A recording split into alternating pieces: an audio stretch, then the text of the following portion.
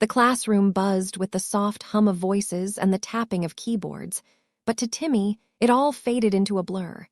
His focus, or maybe his heart, was fixed on one person. Jimi. Jimi sat by the window, sunlight spilling across his face like it had chosen him. His hair caught the light in a way that made it seem almost golden, and every time he smiled, that small, careless curve of his lips, something in Timi's chest tightened. He wasn't sure when it had started. Maybe it was the day Jimi lent him a pen without being asked, or the time he'd laughed at one of Timi's awkward jokes when no one else had. Maybe it had always been there, quiet and unnoticed, like the soft hum of the world that only made sense when Jimi was near. Timi's friends used to tease him about how much attention he gave Jimi. "You act like he's a movie," his friend Kai had joked once. Timi had laughed it off, but deep down, he knew it was true. Jimi was like a movie, something beautiful he could watch but never touch. After class, Timi lingered behind, pretending to fix his notes. He knew Jimi would pass by his desk. He always did. And there it was, that familiar sound of footsteps, steady and sure. "Hey, Timi," Jimi said, his voice light but kind. "You heading to the library again?" Timi looked up, heart stumbling in his chest. "Yeah, you." "Maybe later," Jimi replied. "Got some stuff to finish first." He smiled again, that effortless, sunlit smile, and Timi felt the world tilt a little. As Jimi walked away, the air seemed to lose something. The echo of his steps lingered longer than they should have.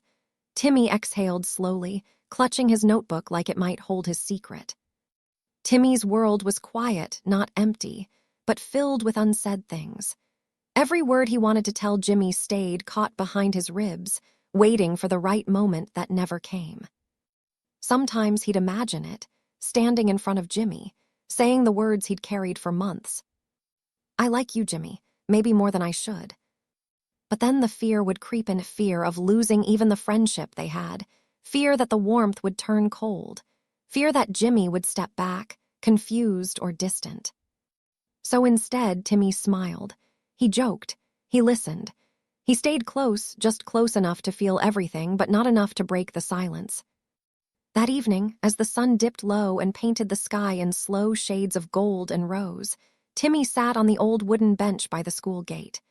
Jimi passed by again, waving lightly. "You're still here?" Jimi asked. "Yeah," Timi replied softly, "just thinking." "About what?"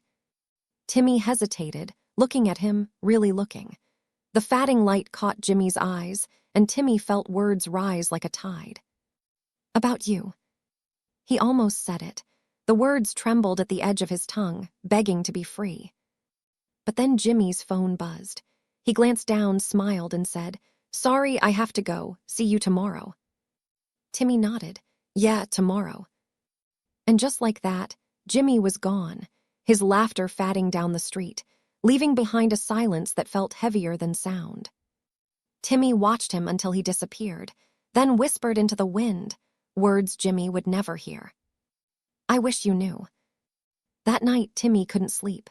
The city outside his window glowed softly, cars passing like ghosts.